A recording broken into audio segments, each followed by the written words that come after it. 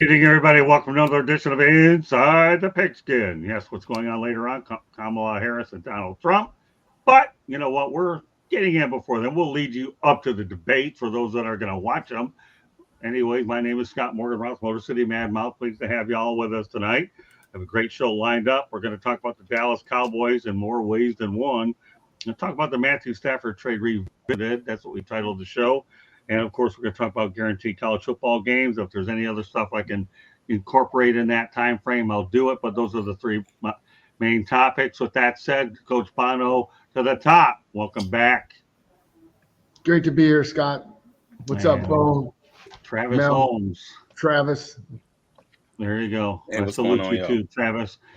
Bo knows football. Bo knows the Daily Show. Bo knows a lot. And last but not least, the running back, well, hand the rock to. Don't worry about it. Mel Farr Jr. Welcome back to the big fellas. Hey Travis, right. did you think I didn't check my facts before that little, about the little transfer portal? Mm-hmm. Nebraska and Colorado. That's all right. We'll talk about it another time. Oh, yeah. Hello, everybody. I know what you're talking about. Yes. All right. Well, we're going to talk a lot of football tonight. Get you all ready. Hello, Daniel Berry, Sports Highlights. Good stuff. Glad to have you in here. All right, let's get right to it. Okay. The fastest 35, 45 minutes in sports. And by the fast talker himself. Anyways, Dallas Cowboys became the first sports team to crack the $10 billion mark.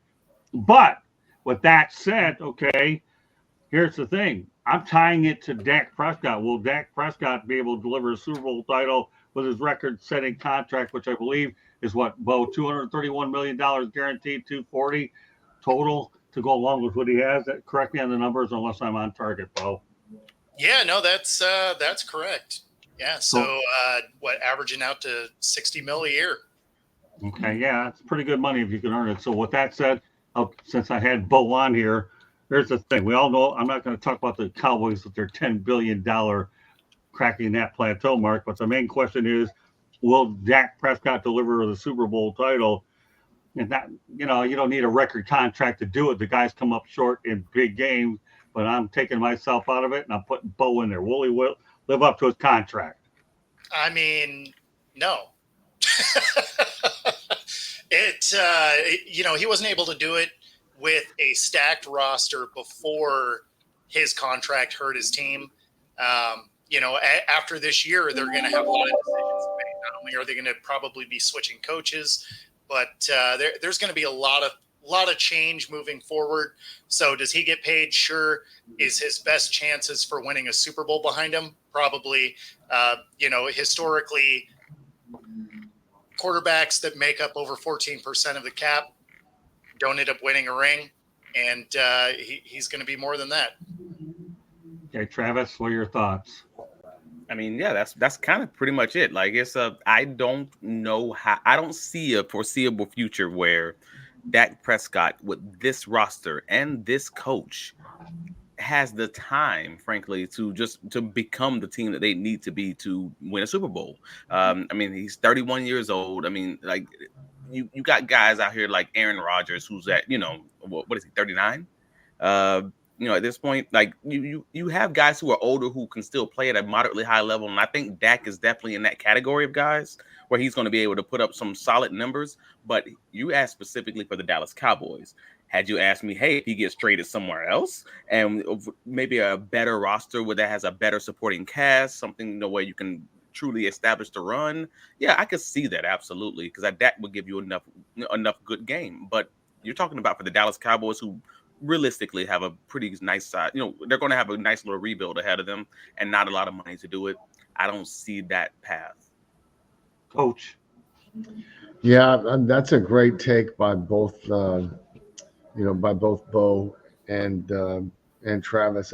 I agree. The thing that I've seen happen over and over is, you overpay a small nucleus of players. You still got to, you still have to have quality starters at other positions. I mean, I know we're going to talk about it later on in the show, but I look at the Rams. They got themselves in huge cap trouble. Bringing over Stafford, it was a quick quick fix for a very short term, but now that's caught up with them. I see the same thing happening in Dallas. Unfortunately, there's not many players that are good enough to just carry the whole team on their own. It's going to be Dak Prescott, CeeDee Lamb, and then who else? So I just think they obviously think a lot of them paid them a boatload of money, quality player, but in the end, I think it hurts them. Well, I guess when your franchise is valued at $10 billion, what's 231, 240 million more? Big deal. All right, with that, now I'm talking about not you, Coach. I'm just talking about the contract and the 10 billion. All right, Mel, go ahead. Yeah, if they didn't have a salary cap, that'd be great. But because they Right. do have a salary cap, it gives everybody kind of a level playing field. It becomes problematic. But I was listening to the broadcast yesterday, and they're talking about Kyle Shanahan and how they pay their players, and they say they want to they're going to pay the players who score the touchdowns. That's who they're going to pay. And so if you look at what the Cowboys have done, they paid CD. They paid Dak. Dak was just the next one up. I mean, that's why he got the money. I mean, let's be realistic. It was his turn. He got what he deserved. I'm not mad at Dak at all. But also, you have to understand that there's 53 guys on this roster, and so it's not Dak's responsibility to bring a championship to Dallas. It's the team's responsibility to bring a championship to Dallas. Let's be honest. They look pretty impressive. Even Zeke Elliott looked like he looked.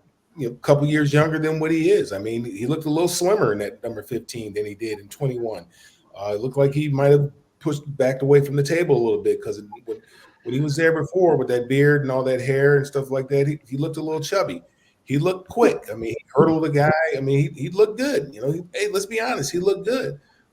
Defense is going to play the lights out. We know Michael Parsons is going to get paid by getting this contract done with Dak. They've actually probably created more cap space now so they can get a deal done with Micah Parsons in the offseason. So the key is going to be, and they've done this pretty well, is to draft and develop. And they're going to have to draft guys on that offensive line and develop them. That offensive line did not look very good. They're going to have to get coached up, but they can. I mean, that's why you pay the coaches the type of money that you pay them is to coach them up. Shanahan, San Francisco, they don't have a very expensive offensive line other than the left tackle, right tackle, other than Trent Williams. That's the only expensive guy they have there. But other than that, the rest of the guys, they're inexpensive guys. They're just plug and play pieces. They fit what it is that they're trying to do. So you have to find players that fit what you're trying to do, just like they did in the running back position. They're the ones that ruined it for the running back. They find players that fit that scheme. They got an undrafted guy there now from Georgia Tech, and who's Christian McCaffrey? Who misses Christian McCaffrey? I mean, this guy played very, very well. Christian McCaffrey better get well soon, otherwise he might find himself on the outside looking in. But can he do it by himself? No, but can he do it as part of a team? Yeah, they can do it. Dallas, I mean, let's be honest, they look pretty good. All right. Well, the only thing I'll say about Dak Prescott and Travis Knight, and I saw it firsthand when Jacksonville beat Dallas, and they came back to do it. Dak Prescott, in my opinion, not yours, invents ways to lose football games. He invents ways to lose football games, okay? So if it isn't this, it's that. If it isn't this, it's that. And you know what? I have a lot of body parts, okay, for me, okay, that are going bad, and I know my eyes aren't very good, but I didn't have these strong glasses when I saw that Dallas laid an egg to Jacksonville over in Jacksonville. So I will say it one last time. No, this is not Dan Marino where I can lose my voice and go really ballistically through. Dak Prescott invents ways to lose games, period. Onward we go. Well, and that's why they looked good right now, because it's week 1 and it's when they still know how to play football. Exactly. And not only that, if Ezekiel Elliott looks a whole lot better, sure, he went to New England, okay, couldn't win up there. Then again, nobody was able to last year. But he got humbled. He's on the verge of he's holding on to stay in the National Football League. So you better eat a few less Big Macs, and you better start getting in the weight room, because I got. We're all older, right? Like we're all. I'm not gonna say we're not old, but we're all older, right? And we've all played events. Well, that first day we go out, we feeling real good. We feeling the best. Like I'm in the best shape of my life.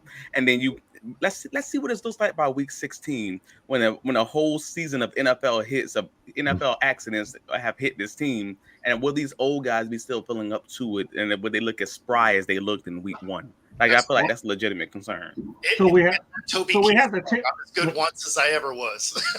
So we had the tale of two playmakers. One invents ways to lose games, and the other one had to go ahead and get rid of Big Mac because he was too cotton pick and chubby, and he was on the downside of his career. So I'm not giving the Arch any publicity. I'm just talking about the worst burger you can eat so you can battle the bulge and lose. That's all. I got you. But this is a very high bar for Dak Prescott. I mean, you put him into it. This is a no-win situation for him because, yeah, he's unlikely to win a Super Bowl. I'm not going to put him in the box and say he's not going to win a Super Bowl, but he's unlikely to, based on the circumstances surrounding him. But also, all the oldest quarterbacks who actually did win Super Bowls were all like true NFL greats. I mean, you're talking Tom Brady, 43 years old. You're talking Peyton Manning at 39, and he did that after having to go to a different team. You know, you're talking Johnny Unitas. You're talking John Elway. He's the only one who actually did it on his original team. If you're not talking like John Elway and Brady, that's it. So most of these guys aren't going to be able to get the contrast that Dak Prescott got and still be able to have teams built around him. That's just not normal. Not in this NFL. Okay, well, let's go on to the next subject here as we continue to progress here with the broadcast, revisiting the Matthew Stafford trade. This one has Herschelwalker, Minnesota, written all over it. Cowboys, how they swindled them. You know, Herschelwalker, once upon a time, for those that remember him, they got a big return on investment.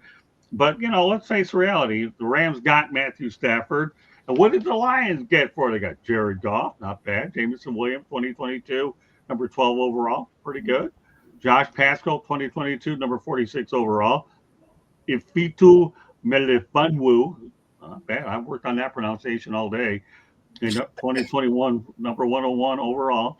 Jahmyrgibbs, 2023, 12 overall. Samlaporta, 2023, number 34 overall. And brodricmartin, 2023, 96 overall. The only one that isn't here right now is Jimmy Johnson, who swindled the Viking, but bradholmes, I'll tell you one thing, he didn't do too bad against his old team.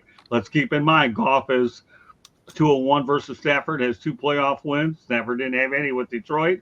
And on Sunday night, we all know the Lions ended up winning against the Rams 26-20, where David Montgomery ran the ball down their throat. Keeping on point, okay, we're going to go with you, Mel. Matthew Stafford trade revisited. How did this one turn out? Who got the best of it? Well, I mean, obviously right now it looks like the Rams got the best of it because they got a Super Bowl. Now, if the Lions are able to take advantage of this window that they're in right now, where, you know, they still have their offensive coordinator, then, you know, it's a toss-up. But, you know, just looking at it initially, the Rams got the better end of the deal. But, you know, I think Lions fans, and, you know, I'm one of them, I think we're happy where we're at right now. I think Matthew Stafford had taken us as far as he could take us. And sometimes you have to, you know, you have to part with an asset to gain some additional assets. And I think the Lions were able to do that. They were very smart in doing that. And obviously bradholmes, you know, he had a little bit of inside knowledge on Jared Goff when they put together his trade. I think he believed in him. I think Sean McVay probably did not. And he knew what type of quarterback he could become if you put the right pieces around him. And I think, you know, this year is going to be a telling year. And I think, you know, if the Lions are able to win a championship this year, then I think it's a tie, really. It's a push. Okay. Fair enough. Travis? Well, I mean, to Mel's point, I think it's sort of one of those situations where you kind of have to say both teams won. The Rams got the Super Bowl. They won it out of this, and they mortgaged the future to do it. I mean, we've seen some of the effects of them, you know, pushing that ball down the road. They end up having to get rid of a lot of the main guys from their defense, and they're still trying to, like, you know, duct tape and paste this thing together with a lot of the younger guys, but that they're forced to because they mortgaged the future. However, Detroit went from being, I don't want to call them a bottom dweller, but I think that would honestly be an apt description of what they were. They were down there with the Cleveland Browns. They were down there with my Jacksonville Jaguars. I'm just going to call it what it is. Right. To now being a truly respectable, maybe even above average, like solid NFL football team that'll punch you in the mouth and has an identity. Like that's saying something to the fact that the Detroit Lions ownership feels like that they can charge the highest, one of the highest ticket prices in the NFL. And people are happy about it. I mean, honestly, yeah, Detroit ownership is loving this trade, and so are the people for the Rams overall. And I think the contract is even better for. As far as the money is concerned, I'm sorry, it was actually better for the Lions because Stafford was already, a legend at the bank making more money, when he got traded away. So overall, I think everybody kind of has to love it. But if you're Detroit, you're going from historically bad to being a really dang good team really quickly based on almost solely that one trade. So I think you might have to give the edge to Detroit just in that thought process. Okay, no, that's fine. I like that. Okay, Bo, go ahead. Yeah, I mean, everybody makes a good point. As it sits today, the Rams, I feel like, win just because it's a results-based thing, right? So they got a ring. It worked. Now, if the Lions can parlay all of these moves into finally getting a ring or maybe getting two, obviously they win. But if, again, results-based, if they don't end up winning it all, you have to think that even with all the talent that they got and being a consistent, performer, without the hardware, it doesn't matter, right? So, because nobody remembers the teams that were in the playoffs. So you're like, oh, yeah, they were kind of good that year. You're like, oh, no, I remember who won the Super Bowl that year, right? So, as it sits today, I think the Rams have won this trade, but we still have years to let this thing play out. Go ahead, Coach. Yeah, it's looking more and more like a push. I think the last time we talked about this, I said I gave the edge to the Rams because of the Super Bowl. I still feel that way. But when I look at these two franchises, and I know the game on Sunday night was, it was an overtime game, but it just felt like, especially the way it ended, it felt like the Lions were a much better team. Credit to the Rams for hanging in there and keeping it close and all of those things. But, the Lions got a lot of players, and the Lions have a culture now. And, a lot of that, big credit that goes to them finding the right coach and Matt Campbell. But I do think Brad Holmes has done a great job with that roster and drafting players and bringing in the right type of personalities that will fit with Matt Campbell. And, to Travis's point, I think you have to look at the Lions now, and they are legitimate. They're contenders now, and they haven't been that. Even when we did have Matt Stafford and Calvin Johnson, they were never a franchise that you truly considered a contender. And a lot of that had to do with, Green Bay just being so dominant in that division, having a seamless transition from, Brett Favre to Aaron Rodgers to, elite Hall of Fame Super Bowl winning quarterbacks. And, I think it's more than just the Goff, and I think it's more than just the comparison between Goff and Stafford. I think Goff is a good fit there. I was there his last year in LA, and McVay did want to get rid of him. I won't go into all the reasons why and that sort of thing. And that's not a slight on Goff. I think it's sometimes the marriage just doesn't work and people get tired of one another. And I think that's what happened. I think McVay wanted a change. The change was obviously good for Goff. And I'm really, really happy for Jared Goff. Let's do the math. Lions get 7 players. The Rams get 1. I was joking around with some friends that I would have made the Stafford trade for Goff straight up. But that's why I'm sitting here with you guys and not a general manager, because I might as well just go ahead and take it, my old favorite show, Hogan's Heroes, and say, I'm Sergeant Schultz. I know nothing. Of course, especially when it came to that trade, because I'd have done it straight up. But 7 players. I mean, you think about the particulars. Jameson Williams, Samlaporta, Jahmyrgibbs, let alone with the other ones you just mentioned. So, yeah, I think it's a push only because of the Super Bowl. But you know what?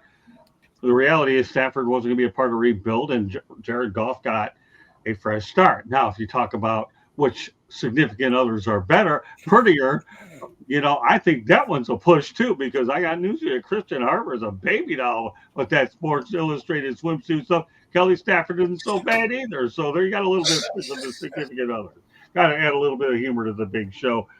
But really, but this trade reminded me, if the Lions win a Super Bowl, then it does remind me more of Dallas Cowboys versus and the Minnesota Vikings, because you traded Herschelwalker for a bunch of players, one of which turned out to be Emmitt Smith. And we all know how that went out, right? And you had Jimmy Johnson playing in the role of bradholmes. And so, I like the particulars.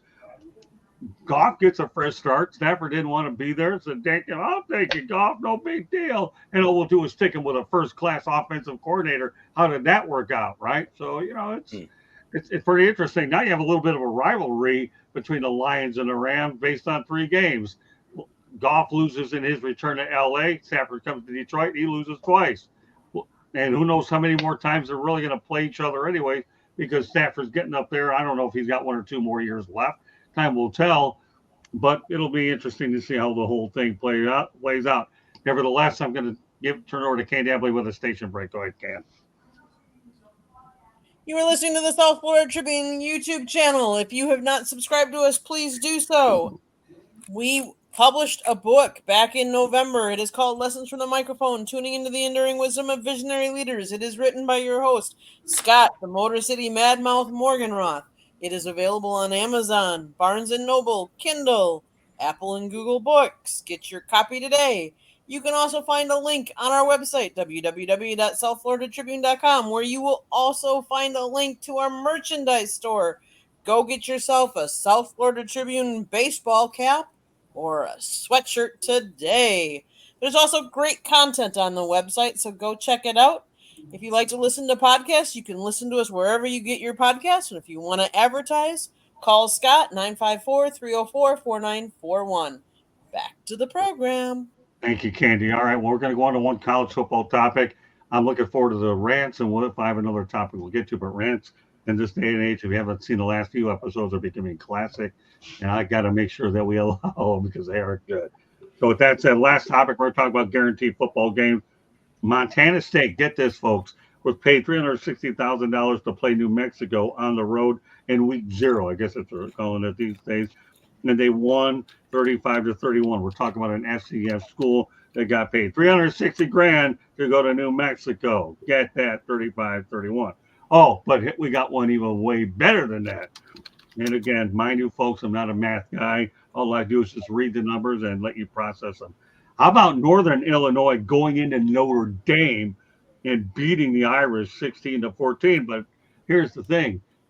For a short distance, Northern Illinois to South Bend, Indiana, Northern Illinois gets paid $1.4 million to beat the Irish.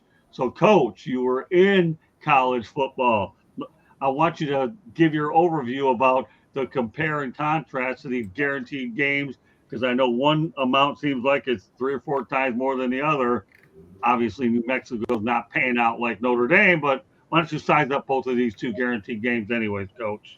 Well, obviously, going into Notre Dame can afford that.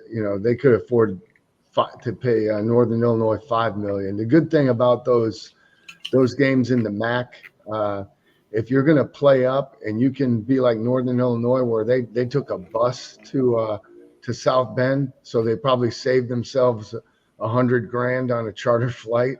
I mean, that was always a factor. We'd take a little bit less money to go and play Michigan State or somebody in the Big Ten where we didn't have to fly. And just for, when I took my Central Michigan Chippewas down to Stillwater and knocked off Oklahoma State, just for reference, and so understand what the finances are like in the Mid-American Conference, where you throw quarters around like manhole covers. the plane that we flew down there on, I am not exaggerating, still had ashtrays in the armrest. So that just tells you a little bit about what the travel conditions are like when you're in the MAC. So that's a huge program win for Northern Illinois.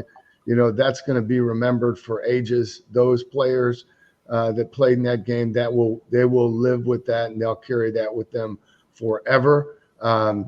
You could see how much it meant to their head coach. He's a grad and alumni. Just really happy for them. Look, I'm a proud product of the Mid-American Conference. I'm going to always pull for all of those teams. Really, really, really fired up and excited for the NIU Huskies. Okay, and of course you have the Montana State game where it's an FCS school beating New Mexico. You still have the game out there, and for an FCS school to beat a Division I, that's happened a lot. Nothing but 360 G's. I think they got a little bit underpaid for that. Let's go to the chat room real quick. Blows, good evening. Good to have you on the Back It Up Binge podcast. Good evening, Bo, gents. There you go. I guess one of your people, Bo. Thank you very much. Back It Up. And if you would kindly subscribe to our YouTube channel, we appreciate that too. But thanks for being on tonight's show. And of course, Blows talks about how about that UCF win, Travis. They all know how to get to Travis here when they talk about UCF. Travis has got that smile all the way down from here to Alaska when you stroke him with UCF. All right. With that said, Mel, what are your thoughts about these two games? Yeah, come on. Everybody's got to play off UCF. Hey, I'm USF, but I'm not going to brag about it compared to what you had. Nothing to brag about. All right, go exactly. ahead. That's my point. So, Mel, go ahead. Comment on these two guaranteed games. We're going to get to rants in a moment after I provide an FYI. All right. The floor is yours, Mel. Both games. You're muted. You're muted. I didn't take lip reading courses. If I did, I'd probably flunk them. My apologies. I think we kind of talked about this last week. They're good for that lower division school, but you have to be very careful. Again, like I was saying, we were talking about the Miami, and they were going to play FAMU. And you have to be very careful because you're dealing with 17, 18, 19-year-old, 20-year-old kids. You don't know where their head is at. And then sometimes with these coaches, you may not know where their head is at. They, usually, for the most part, kids follow leadership, but there are some cases where, when you're at a school like Notre Dame, they're not even thinking about Northern Illinois. They are already on to the next game, whatever game that was, because for them to play the way that they played the first two games and then go out there and lay that egg the way they did against Northern Illinois, that just tells you a lot. That tells you that they were not focused on the opponent that they were playing that particular week.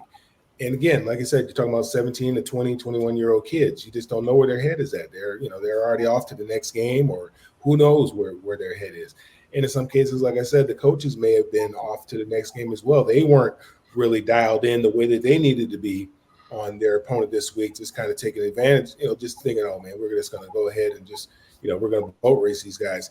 And it didn't happen. After the kickoff, they got hit in the mouth. They're like, okay, all right, we're in a fight here.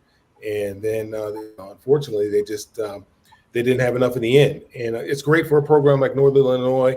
I had a buddy of mine that I played against in high school. He went to Northern Illinois. He was a quarterback there. This was a long time ago. And the first thing I thought about when I saw that score was to reach out to him and congratulate him. And he's grinning from ear to ear, man, smiling like a mule eating biscuits. I mean, he just can't be. He's just like a proud papa. So, that's great because those memories, these kids will never forget that. Going in to Notre Dame, which is, that's one of the great college atmospheres in all of college football. You sit back there, you see touchdown Jesus over the top, just peering over the top of the stadium. It just doesn't get any better than that. And have an opportunity to be able to tell that tale, and the tale will get longer, to their kids and their grandkids, and then, hopefully, their great grandkids. But this story will continue to be told no differently than the App State upset over Michigan. I mean, those are big deals. It's a big deal. It's a big deal for those programs, and it's a big deal for those kids that participate in those games. Yeah, as far as Montana State, don't sell those teams in Montana short. They have some pretty good. They play some pretty good football up there, right, Coach? Yeah, they do. Yeah, they really do. All right, well, let's go back to Blake. Question for the group: do any of y'all watch Scott's Hockey Show on Mondays? It's great. Well, let me tell you, I can answer that for these guys. They thought that the one last week was classic. Okay, so they did have a chance to watch one show for sure, Blake, and they thought it was classic, and I'll leave it at that. Okay, they have their reasons why they think it was classic, but we'll go from there. So, with that said, Travis, what are your thoughts about these two football games? I mean, it's a great situation for anytime you can get an FCS school and an FBS school to play against each other, you're always going to expect the bigger school to win because I mean, offensive line play and recruiting are major advantages. That's why these teams get paid so much dang money. And in this individual situation, like we were talking about, like the Montana State.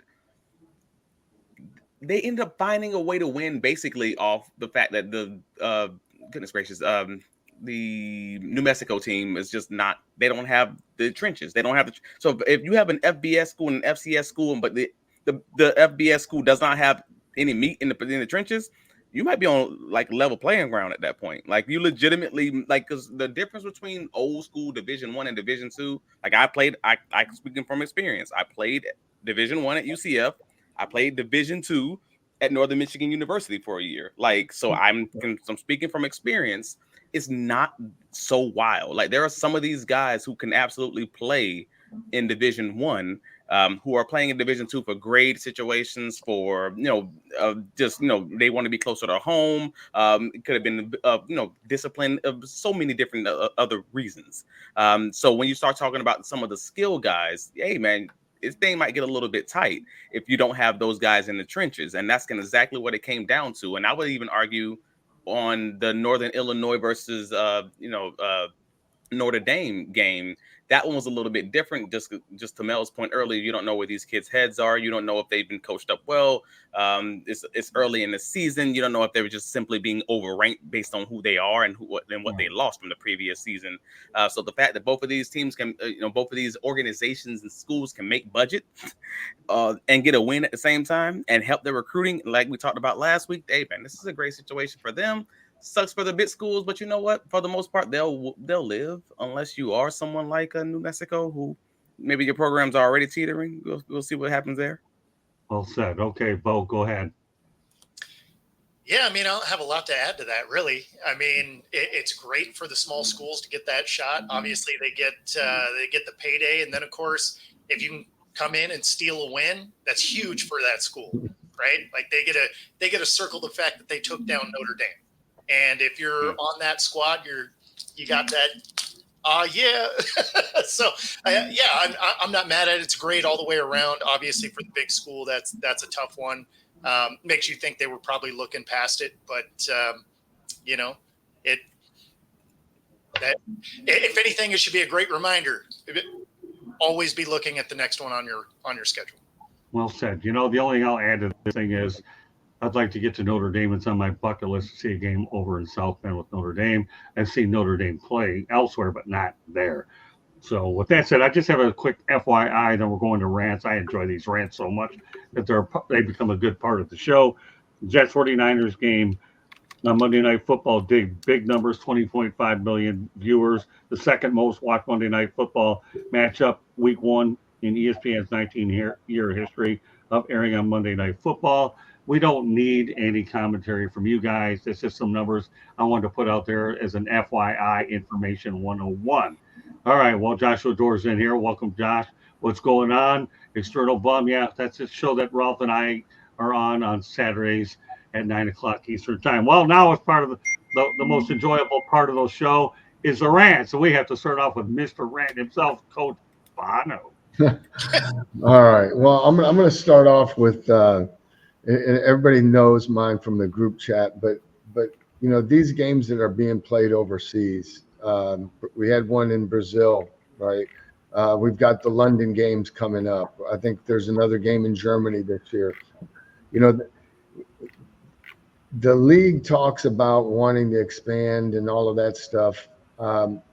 They need to and I don't really, this is truly a rant because I don't know what the answer is. The issue is always with these soccer stadiums is the footing on the grass. And the reason why, just so everybody understands it, those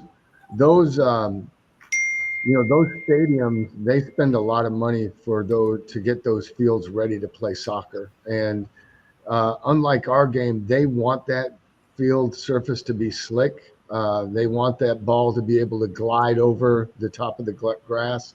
I think, when you look at soccer players themselves, this isn't just a generality, but they're typically smaller, or you don't have as many big bodies.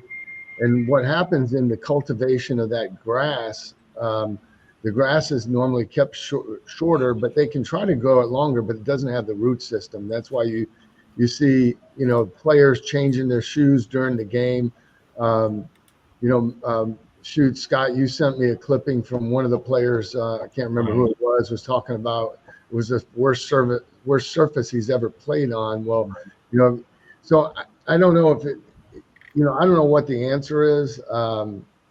Obviously you can't like tear up the whole field, but there's got to be some maybe artificial surface stadiums in Europe, or maybe, I don't know, but it's going to become an issue the more they play over there. It's only a matter of time till somebody loses a marquee player because of the field, because of the field. And I think it typically, my experience is, what I've seen is it affects the bigger players more than the smaller guys, but bigger, I'm just saying, even tight ends, linebackers, it's only a matter of time before, a marquee player gets seriously injured playing in one of these games. And then, what's the league going to do? Because again, one of my criticisms about the NFL is it's a bottom line business. They care more about the money.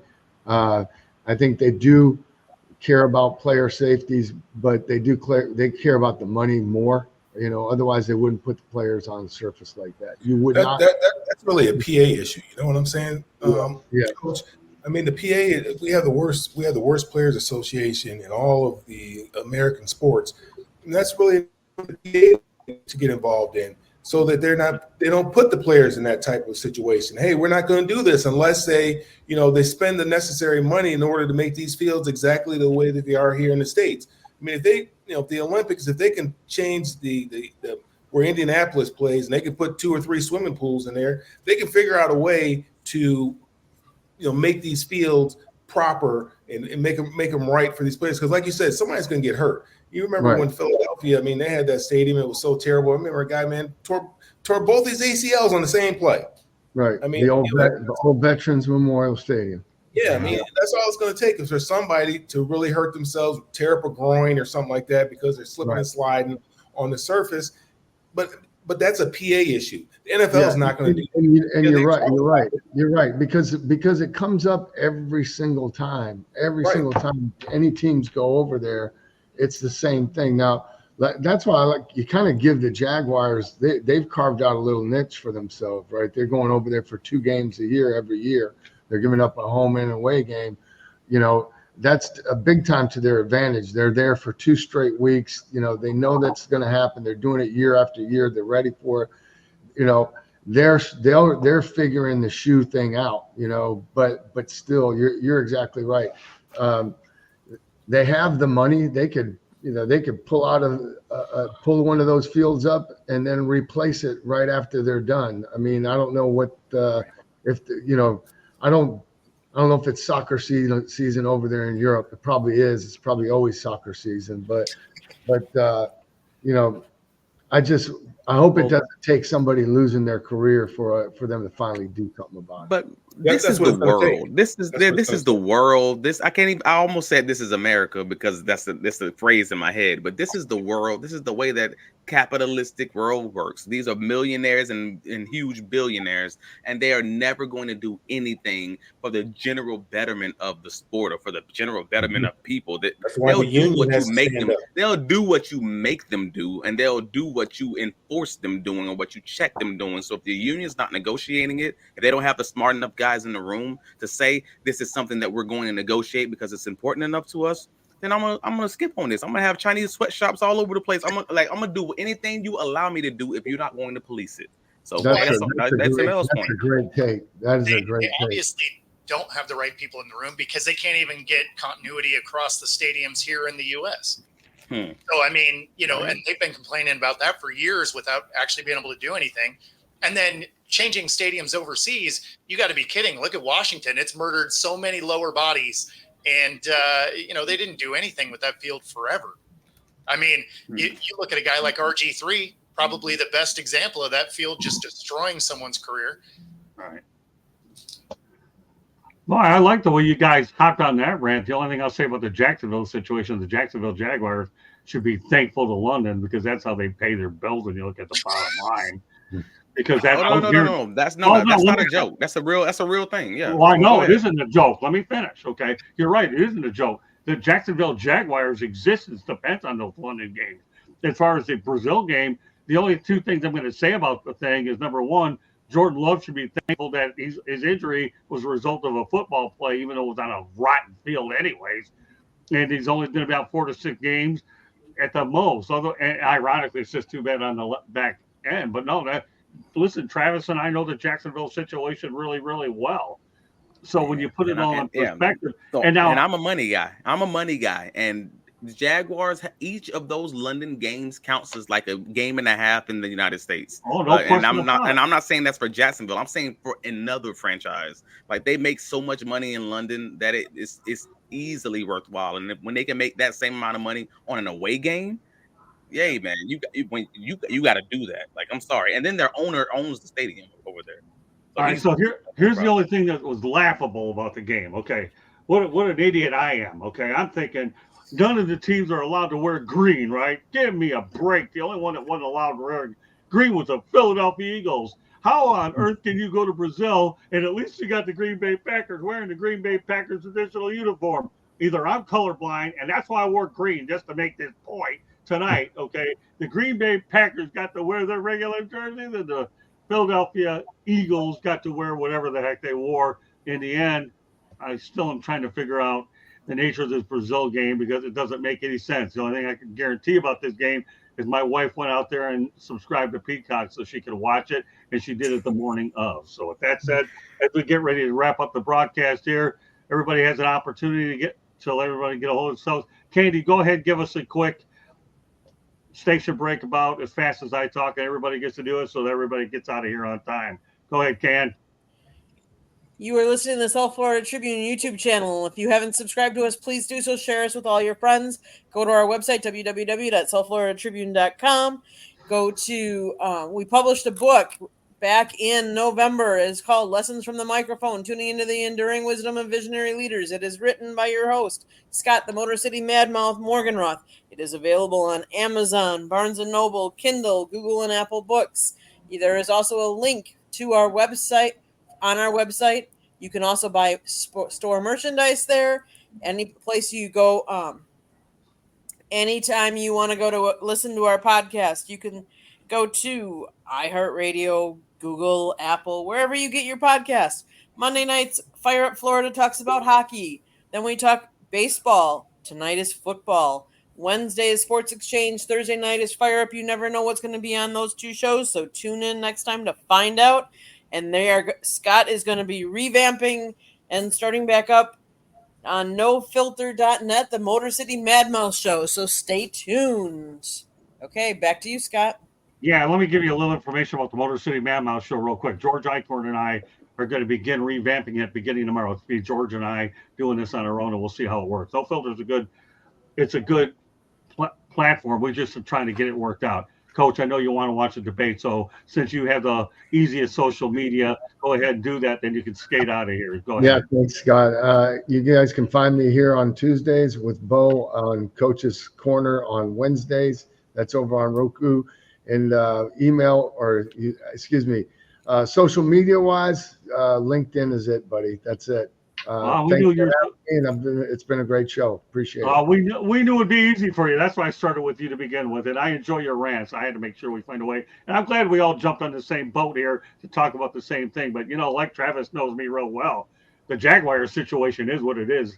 Their season and their profitability was simply dependent upon those London games. And they may need more of them until they get the final product done in Jacksonville. Coach, go ahead and enjoy the debates, and you and I will be in touch tomorrow. Okay. Appreciate you guys. Take care, man. Yep. Great job, pal. Thanks. Thank you.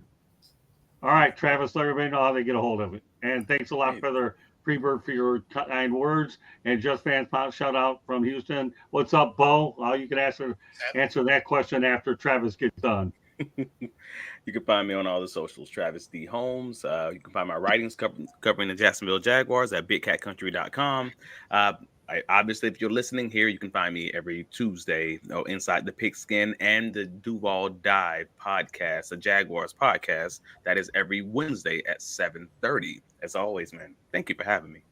And for everybody, I'll give you a Cliff Notes version. If you remember anything I say tonight, hopefully you remember some or replay it. But here's the deal. Okay, we're on YouTube, iHeartRadio, and you can find us on Spotify and Apple. So you have three. There's a million other audio ways. We're just trying to give you the big three. Yeah, I'm from the auto industry anyway, so we always find a way to get three. There's probably bigger ones than that anyway. And you got YouTube, so you'll find us. No big deal. All right, with that said, Mel, go ahead. Find me on all the social media at Mel Farr Jr., Facebook, LinkedIn, all the social media. And then you can follow what we have going on here down here in Georgia and also in Michigan for the youth at melfarsuperstarfoundation.org. Okay, very good. And also a shout out to everybody in the chat room. You guys are very great tonight. We appreciate you guys, gals, whatever. Everybody in the chat room, you were awesome, baby, as Dick Lytle would say, but I can't really go to a higher voice because I really don't have it no more. All right, with that said, go ahead, Bo. Let them know how they can find Bo. Yeah, so you can find me on all the socials at Football Talk with Bo and on YouTube at Football-Talk. Thanks for everybody that chimed in from there. And so other than that, you can find me here on Tuesdays and on Roku TV 5 days a week. Well done. All right, guys. Proud of every one of you. Then again, what's new? So what can I say? With that said, we're done. What's that, Travis? Oh, no, I was just saying, though, this is Jake Tapper for CNN. You guys have a great night. Yeah, that's right. Well, he threw a curveball at me. I didn't know he knew anything about baseball until he threw the curveball at me. Great stuff, Travis. I didn't see that one coming, but I got it before you pulled it. All right. So, with that said, great job, everybody. And we will see you next week on Tuesday night. We'll have a little bit more time to cover more ground, but thankfully we were able to get to what we did. We covered what we felt was necessary in the shortest period of time. Good night, everybody. See you next Tuesday night. Same time, same station. Well, maybe same time, same station if they want to do it earlier. And get ready for another episode of Inside the Picton from the Motor City Madmouth. Good night, everybody.